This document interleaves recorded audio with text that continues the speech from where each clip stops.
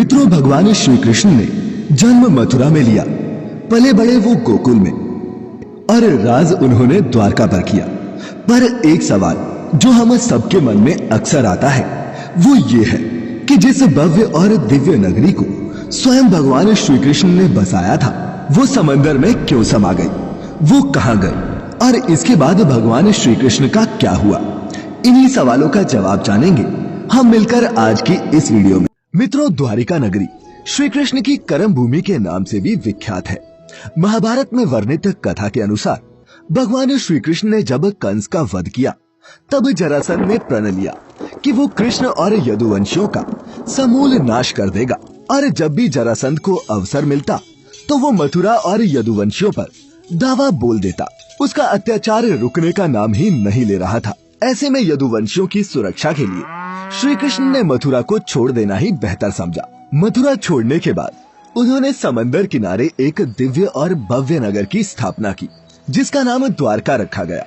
यहाँ आने के बाद वो अपने प्रियजनों के साथ सुकून से जीवन यापन करने लगे। फिर वक्त का पहिया घूमा और लगभग 36 वर्ष तक कुशलता पूर्वक राज्य का संचालन करते हुए एक दिन अचानक उनके देह त्यागने के बाद वैभवशाली द्वारका नगरी भी समंदर में समा गई। मित्रों, पौराणिक ग्रंथों में इस घटना से संबंधित दो कथाओं की जानकारी प्राप्त होती है। पहली माता गांधारी का श्री कृष्ण को दिया गया श्राप, और दूसरी कथा है ऋषियों द्वारा श्री कृष्ण के पुत्र सांब को दिए गए श्राप की। महाभारत का युद्ध समाप्त होने के बाद महर्षि व्यास के शिष्य संजय ने जब गांधारी को ये बताया कि पांडव अपने साथियों और द्रौपदी सहित हस्तिनापुर आ चुके हैं, तो उनको बड़ा मानसिक कष्ट हुआ। फिर भी किसी तरह उन्होंने अपने मन को संभाला। लेकिन जब उन्हें ये बात पता चली कि पांडवों के साथ भगवान श्री कृष्ण भी हैं, तो वह तिलमिला उठी और उनका मन प्रतिशोध के लिए लालायित हो उठा। उन्होंने श्री कृष्ण को श्राप देते हुए कहा, अगर मैंने अपने आराध्य की सच्चे मन से आराधना की है और निस्वार्थ भाव से पतिव्रत का पालन किया हो, तो जिस प्रकार मेरे कुल का नाश हुआ है, बिल्कुल वैसे ही तुम्हारी आंखों के सामने तुम्हारे कुल का भी नाश हो जाएगा। तुम्हारी ये आलीशान द्वारिका नगरी तुम्हारे सामने समंदर में डूब जाएगी। गांधारी के इतना कहने के पश्चात श्री कृष्ण मुस्कुराए और बोले, माता, मुझे इसी आशीर्वाद की प्रतीक्षा थी। मैं आपके इस श्राप को सहर्ष स्वीकार करता हूँ। और इसके बाद वो द्वारका की ओर प्रस्थान कर गए। एक बार की बात है, महर्षि विश्वामित्र, कण्व, देवर्षि नारद आदि द्वारका आए और वो भ्रमण पर निकले। वहाँ कृष्ण पुत्र सांब अपने साथियों संग मौजूद थे। उन लोगों ने ऋषियों के साथ मजाक करने की योजना बनाई, जिस क्रम में सांब को स्त्री का वेश धारण करके और उसे उनसे ये पूछना था कि मेरे गर्भ से क्या उत्पन्न होगा।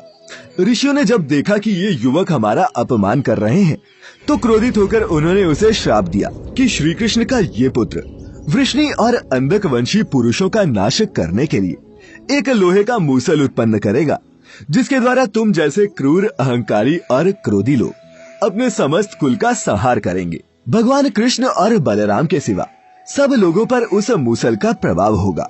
जब श्री कृष्ण को ये बात पता चली, तो उन्होंने कहा, ये जरूर सत्य होगा। श्राप के फलस्वरूप ही सांब ने मूसल उत्पन्न किया।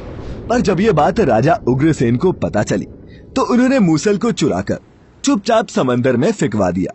साथ ही ये भी घोषणा करवा दी कि आज से कोई भी वृष्णि व अंधकवंशी अपने घर में मदिरा का उत्पादन नहीं करेगा।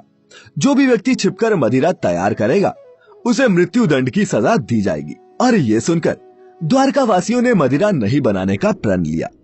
इसके बाद द्वारिका में आए दिन अशुभ घटनाएं घटने लगी। कभी तेज आंधी आती, तो कभी तेज तूफान। चूहों की संख्या अचानक से इतनी ज्यादा बढ़ गई कि मनुष्यों से ज्यादा चूहे दिखने लगे, और सोते हुए मनुष्यों के बाल और नाखूनों तक को कुतरने लगे। सारस उल्लुओं की और बकरे गीदड़ों की आवाज निकालने लगे। पूरी द्वारिका नगरी में अजीब सी घटनाएं घटित होने लगी। गायों के पेट से गधे, कुतियों से बिलाव और नेवलियों के गर्भ से चूहे पैदा होने लगे। यदुवंशी तामसिक क्रियाओं में संलिप्त रहने लगे। फिर जब भगवान कृष्ण ने नगर में होते इन अपशकुनों को देखा, तो उन्होंने सोचा कि कौरवों की माता गांधारी का श्राप सत्य होने का समय आ गया है। इन अपशकुनों को देखकर तथा पक्ष के 13वें दिन अमावस्या का संयोग जानकर श्री कृष्ण काल की अवस्था पर विचार करने लगे। उन्होंने देखा कि इस समय वैसा ही युग बन रहा है जैसा महाभारत के युद्ध के समय बना था। और फिर गांधारी के श्राप को सत्य करने के उद्देश्य से श्री कृष्ण ने यदुवंशियों को तीर्थ यात्रा करने की आज्ञा दी। भगवान कृष्ण की आज्ञा से सभी राजवंशी समंदर के तट पर प्रभास तीर्थ आकर निवास करने लगे। प्रभास तीर्थ में रहते हुए एक दिन जब अंधक व वृष्णिवंशी आपस में वार्तालाप कर रहे थे, तभी सात्यकी ने आवेश में आकर कृतवर्मा का उपहास और अनादर कर दिया। कृतवर्मा ने भी कुछ ऐसे शब्द मुख से निकाल दिए जिनसे सात्यकी का क्रोध 7वें आसमान पर पहुंच गया और उसने कृतवर्मा का वध कर दिया। ये देख अंधक वंशियों ने सात्यकी को चारों ओर से घेर लिया और उन पर आक्रमण कर दिया। इस दृश्य को देखकर श्री कृष्ण के पुत्र प्रद्युम्न उनकी सहायता के लिए दौड़े। सात्यकी और प्रद्युम्न अकेले ही मोर्चा संभाल रहे थे, लेकिन अंधक वंशियों की संख्या अधिक होने के कारण उन्हें पराजय का सामना करना पड़ा और अंत में वो उनके हाथों मारे गए। अपने पुत्रों की मृत्यु से श्री कृष्ण को अत्यधिक क्रोध आया और उन्होंने एक मुट्ठी घास उखाड़ ली। जैसे ही घास हाथ में आती वह लोहे का मूसल बन जाती। मित्रों, ऋषियों द्वारा दिए गए श्राप के कारण ही ऐसा हो रहा था। मूसल इतना ज्यादा शक्तिशाली था कि उसके एक ही वार से किसी का वध हो सकता था और इस प्रकार यदुवंशी आपस में ही युद्ध करके मरने लगे। श्री कृष्ण के देखते ही देखते साम, चारुदेशन, अनिरुद्ध और गद की मृत्यु हो गई। इसके बाद श्री कृष्ण का रौद्र रूप देखने को मिला और उन्होंने सभी सूरमाओं का वध कर डाला। अंत में श्री कृष्ण और उनके सारथी दारुक ही शेष बचे। भगवान कृष्ण ने दारुक से कहा, तुम इसी क्षण हस्तिनापुर जाओ और अर्जुन को सारी घटना विस्तार से बताकर उसको यहाँ ले आओ। दारुक ने उनकी आज्ञा का पालन भी किया। इसके बाद श्री कृष्ण बलराम को उसी स्थान पर रहने के लिए कहकर अपने महल वापस लौट आए और पिता वसुदेव को सारी घटना से अवगत कराया, जिसको सुनकर उन्हें बहुत दुख हुआ। श्री कृष्ण ने अपने पिता से बोला कि जब तक अर्जुन नहीं आ रहा तब तक स्त्रियों की रक्षा का दायित्व आप संभालिए, क्योंकि वन में बलराम प्रतीक्षारत है। मैं उन्हीं के पास जा रहा हूँ। नगर में स्त्रियों की चीख पुकार मचनी शुरू हो गई। ऐसे में श्री कृष्ण ने स्त्रियों को सांत्वना देते हुए कहा कि घबराइए मत, अर्जुन आने वाले हैं और वे सब संभाल लेंगे। इतना कहकर वे वन की ओर चल पड़े। जब कृष्ण वन में पहुंचे तो देखा कि बलराम जी समाधि में लीन हैं। अचानक ही उनके मुख से एक सफेद रंग का सर्प निकला और समंदर की ओर चला गया। मित्रों, वो कोई सामान्य सर्प नहीं था, क्योंकि उसके हजारों मस्तक थे। और इतना ही नहीं, समुद्र ने स्वयं प्रकट होकर उस शेषनाग का अभिवादन किया। कुछ ही देर में बलराम ने अपने शरीर को त्याग दिया। श्री कृष्ण उस सूने वन में अकेले विचरण करते हुए गांधारी के श्राप के बारे में चिंतन करने लगे और अपनी इंद्रियों को संयमित करते हुए महायोग की अवस्था में धरती पर लेट गए। तभी जरा नामक एक शिकारी अपने शिकार की तलाश में वहां आ पहुंचा। दूर से उसे लगा कि वहां कोई हिरन है और उसने बाण चला दिया, परंतु जब वह अपने शिकार को पकड़ने के लिए आगे बढ़ा तो वहां श्री कृष्ण थे। ये देखकर उसे बड़ा पछतावा हुआ। भगवान ने उस शिकारी को आश्वासन दिया और स्वयं परम धाम चले गए, जहाँ कई मुनि और देवताओं ने उनका भव्य स्वागत किया। फिर वो शिकारी हस्तिनापुर गया और पांडवों को पूरी घटना की जानकारी दी, जिसे सुनकर पांडव बड़े दुखी हुए। दूसरी तरफ अर्जुन भी द्वारका पहुंच गए थे। वहां की स्थिति देखकर उनके मन को बड़ा क्षोभ हुआ। श्री कृष्ण की रानियों ने जब अर्जुन को देखा तो उनकी आंखों से भी अश्रु की धारा निकल पड़ी। इस दृश्य को देखकर अर्जुन की आंखें भी नम हो गई। वहां का पूरा माहौल ही शोकमय हो गया। वसुदेव भी वहीं उपस्थित थे।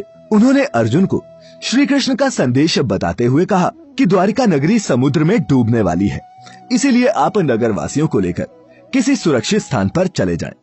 वसुदेव जी की बातें सुनकर अर्जुन ने दारुक से सभी मंत्रियों को बुलाने के लिए कहा।